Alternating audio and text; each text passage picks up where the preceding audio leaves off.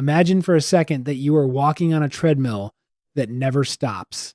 You are sweating, your heart is pounding, and your legs are shaking with fatigue.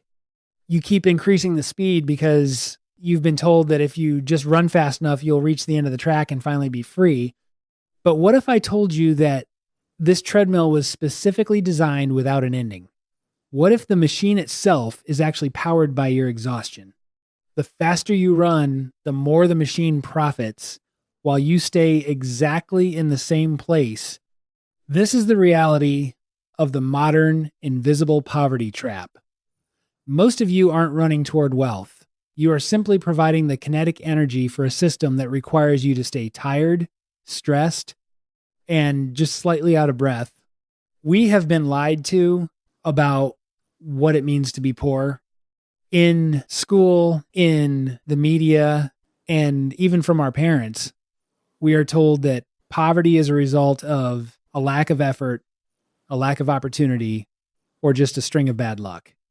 But if I told you that true poverty is actually a biological toxin that physically lowers your IQ, sabotages your decision making, and ensures you stay stuck regardless of how high your salary is, would you believe me? This is not a metaphor. It is a neurological reality. Even if you earn a six-figure income, if you haven't mastered the specific core switch I'm going to reveal at the end of this video, you are still living in a state of high-level poverty.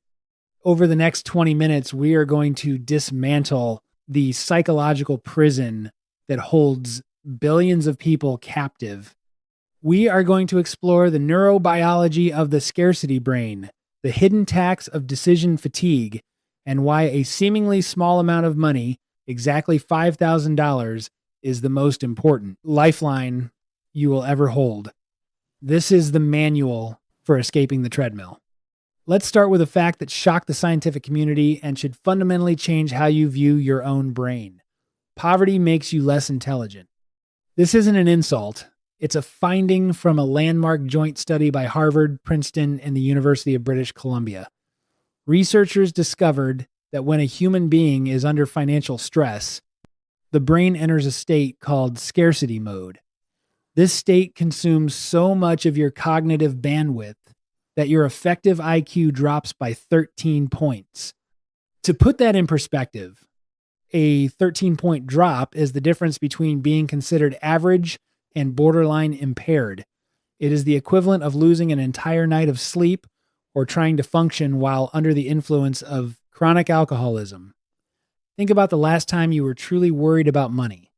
Maybe it was an unexpected medical bill, or the realization that your car's transmission was failing. In those moments, did you feel sharp, or did you feel like your brain was stuck in a fog? Every time you worry about next month's rent or the minimum payment on your credit card, your brain is running a massive virus in the background. This virus eats up your processing power. Your prefrontal cortex, the part of the brain responsible for logic, impulse control, and long-term planning, gets hijacked by the amygdala, the brain's fear center. You aren't making bad choices because you are reckless. You are making bad choices because your mental computer is crashing under the weight of survival. This is why people in poverty often make decisions that seem dumb to outsiders, like taking out a payday loan at 400% interest. It's not a lack of math skills. It's a biological failure to process the future. But here is the terrifying part.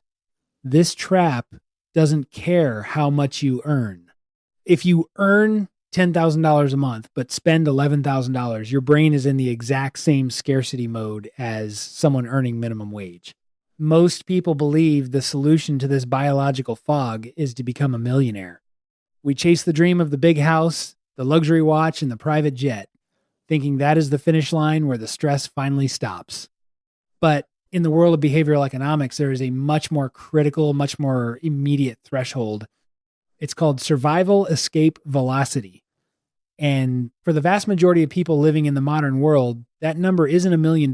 It isn't even 100,000. The number is exactly $5,000. You might think $5,000 is nothing. In a world where a new car costs $50,000 and a house costs $500,000, 5,000 seems like a drop in the bucket. But in your subconscious mind, those $5,000 are worth more than the next million you will earn. Why? Because $5,000 is the neurological gatekeeper between defense mode and offense mode. When you have $0 in your bank account, your entire relationship with the world is based on fear. You are a prey animal. You fear your boss because you can't afford to lose your job. You fear the mailbox because it contains bills. You fear the check engine light because it represents a catastrophe that could end your ability to get to work. You are constantly playing defense, trying to prevent your life from collapsing. But the moment you have $5,000 money that is liquid, accessible, and strictly untouchable, your brain chemistry shifts, your cortisol levels begin to normalize, your prefrontal cortex finally receives the oxygen of security. That $5,000 isn't for spending, it's for unlocking your brain's bandwidth. It is the price of admission to a clear mind. Let's look at how this plays out in a real world scenario that happens every single day. Imagine two people, Alex and Jordan, interviewing for the same high-paying executive position. Alex is incredibly talented, but he has an empty bank account. He is 3 weeks away from being unable to pay his mortgage. Jordan is equally talented, but Jordan has followed the law of 5,000. He has that cushion tucked away. During the interview, Alex is desperate. Even if he tries to hide it, his body language, his micro expressions, and his tone of voice scream, "I need this." He laughs too hard at the recruiter's jokes. He agrees with every point they make. He is hungry, but in the wrong way. In the eyes of a high-level recruiter, that desperation is a red flag. It makes Alex look like a liability, someone who will settle for less and crack under pressure. Jordan, on the other hand, knows he will be fine regardless of the outcome. He likes the job, but he doesn't need it to survive tonight. He is calm, he is selective, and he is confident. He asks the recruiter difficult questions. He treats the interview as a conversation between equals. He is playing offense. Who do you think gets the job in the higher salary offer? Jordan gets the offer because his $5,000 bought him the power to say no. It bought him negotiation leverage. When you have no savings, you aren't an employee. You are a hostage. The $5,000 law is what turns you from a hostage back into a human being with a soul that isn't for sale. But there is a darker, more invisible side to this trap: decision fatigue. Have you ever wondered why you feel completely exhausted at the end of a day, even if you didn't do much physical work? It's because your brain has a finite amount of willpower energy every day. Think of it like a battery on your phone. Every decision you make drains that battery. For someone trapped in the scarcity cycle, the day begins with a series of agonizing micro calculations. Can I afford this $4 coffee? If I take the bus instead of an Uber, I save $6. This brand of pasta is 40 cents cheaper than the other one, but is the quality too low? You think you are being responsible by saving these small amounts, but you are actually committing cognitive suicide. You are using your most precious mental energy, the energy required for high-level problem solving, creative thinking, and career growth, to save pennies. This is the genius of the poverty trap. It forces you to become hyper-focused on micro losses, which makes it biologically impossible for you to see macro opportunities. While you are spending 2 hours researching how to save $20 on a grocery bill, your brain is becoming too tired to think about how to acquire a new skill that could earn you an extra $20,000 a year. The person with that $5,000 cushion doesn't do those calculations. They walk into a store, buy what they need, and keep their mental battery at 90%. They have silenced the background noise of survival. They are playing the game of life with a fully charged battery while you are trying to win while running on 2%. You are paying a decision tax every single day that you don't have that buffer. Now, we have to talk about something very uncomfortable: your social circle and your ego. There is a phenomenon known as crab mentality. If you put a single crab in a bucket, it will easily climb out. But if you put a group of crabs in a bucket, the moment one crab starts to reach the rim, the others will reach up and pull it back down to the bottom. Your social circle functions exactly the same way. When you are surrounded by people who are also stuck in the scarcity cycle, your attempt to save that $5,000 will be seen as a subconscious threat to their reality. They will tell you, life is short, you deserve to treat yourself. They will tell you that money is meant to be spent. They will tempt you to turn your bandwidth unlocking fund into a new smartphone, a designer bag, or a weekend trip to keep up appearances. This is the status trap. In our society, we use spending as a way to signal that we aren't poor. We buy things we don't need with money we don't have to impress people we don't like.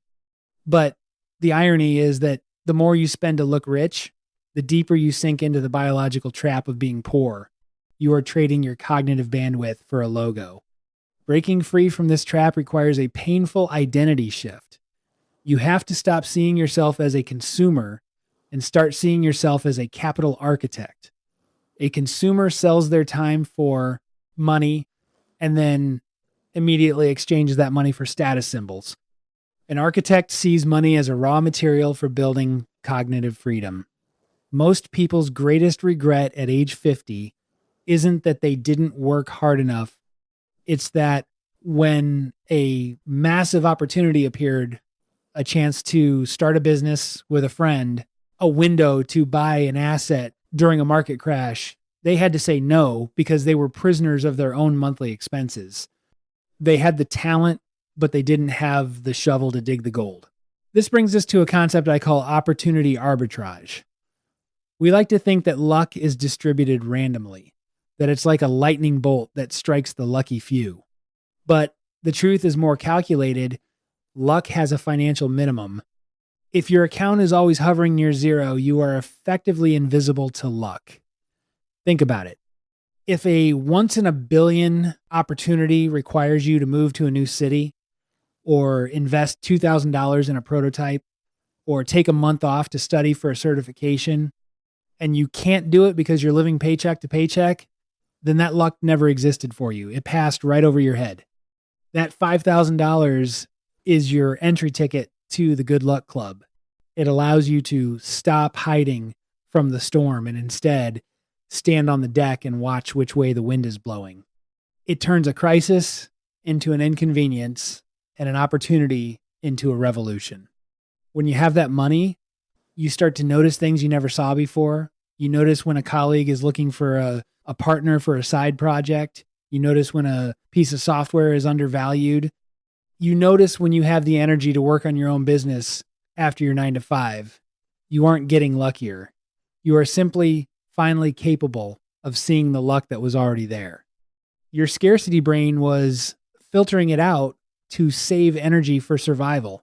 Now, for the first time, your abundance brain is coming online. We must address why this is so difficult. Why does it feel like the entire world is working against you? Because it is. We live in a society that is meticulously engineered to drain your bandwidth. Every app on your phone is designed by thousands of engineers to trigger your dopamine receptors and keep you in scarcity mode. Algorithms know exactly what you crave. They know when you are feeling low, and they show you an ad for a retail therapy purchase. Credit card companies don't want you to have $5,000 in savings. They want you to have a $5,000 limit. They give you a line of credit, which is essentially a way to borrow someone else's bandwidth at a 24% interest rate. They want you to feel rich while you are actually becoming more cognitively poor. When you live on credit, you are literally selling your future self into slavery. You are deciding that a pair of shoes today is worth a week of anxiety 3 years from now. You are trading your IQ for a temporary hit of dopamine. This is the consumption matrix. And the only way to unplug is to realize that the most luxurious thing you can own isn't a car or a house. It is the silence of a bank account that doesn't require your constant attention. It is the luxury of not having to think about money for a week. That is true wealth. If you are feeling that suffocating tension right now, the feeling that no matter how hard you work, you are just running in place, my advice to you is going to be brutal. You cannot slowly exit the poverty trap. You cannot negotiate with a biological toxin. You need to temporarily shut down your quality of life. You need to kill your ego. You need to live a life that is so minimalist, it might feel embarrassing to your peers until you hit that $5,000 mark. Stop going out. Stop the subscriptions. Stop the treat yourself culture. For the next 6 months or a year or however long it takes, you are a capital architect in a construction phase. You are pouring the foundation. It's dirty, it's boring, and it's exhausting. But once that foundation of $5,000 is dry and solid, you can build anything on top of it. This isn't about being cheap. It's about performing a brain reset. When that money is sitting there, silent and steady, you will notice a physiological shift. You will wake up with less inflammation. You will sleep deeper. Your reaction time to problems will improve because your prefrontal cortex is finally back in the driver's seat. You will stop being a prey animal. You will stop being hungry for other people's approval. You will become a predator of opportunity. This creates what I call the compound effect of clarity. Once you stop worrying about survival, your decisions become precise. When your decisions are precise, your income naturally increases because you are providing higher value work. When your income increases, you don't increase your lifestyle, you increase your bandwidth unlockers. You move from 5,000 to 10,000. At 10,000, you can afford to take a calculated risk. At 50,000, you can afford to fail. At 100,000, you are effectively immune to the invisible poverty trap. This is the true wealth curve. It isn't a straight line. It is a slow, flat start while you are building that first 5,000, followed by a vertical explosion once your brain is fully unlocked. But the curve only starts once you reach that first threshold of escape velocity. You cannot build a skyscraper on a foundation of shifting sand. You need a slab of concrete, and that concrete is your liquid, untouched savings. Every dollar you spend on a want before you have reached that $5,000 threshold is a dollar you are paying to stay cognitively dumb. You are literally paying a stupidity tax to a system that wants you to stay on the treadmill. Look at your bank account not as a measure of what you can buy, but as a measure of how much of your own brain you have bought back from the system. Now, we come to the core mystery I promised at the beginning of this video. If you manage to save this money, how do you prevent yourself from being sucked back into the consumption matrix? How do you stop the treadmill from pulling you back on? The answer lies in a strategy called automated defense. Most millionaires don't have willpower. They have systems. They have built a financial architecture that makes it impossible for them to become poor again, regardless of their impulses or the state of the economy. In my next video, I am going to reveal exactly how to set up this automated defense system using the same neurological hacks that big tech uses to keep you addicted, but turning them around to keep you wealthy. But before we can build the fortress, we have to define the walls of the prison. This part is going to be uncomfortable, but it is necessary for your survival.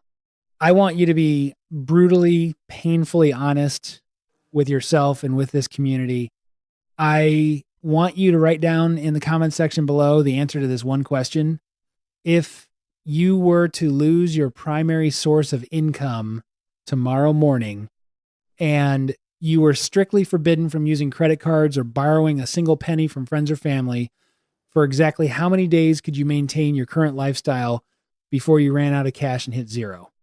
Notice I said days, not months. For many of you, that number might be 7 or 14 or maybe 30. Do not feel ashamed. Look through the comments and you will see that you are part of a global majority. You are all on the same treadmill. But this collective realization is the first step toward waking up. The moment you name your day count, you have defined the exact size of your prison cell. And once the cell is defined, we can start building the exit. If this video made you feel a sense of breathlessness or a sudden urgency, then congratulations, your brain is finally waking up from scarcity mode.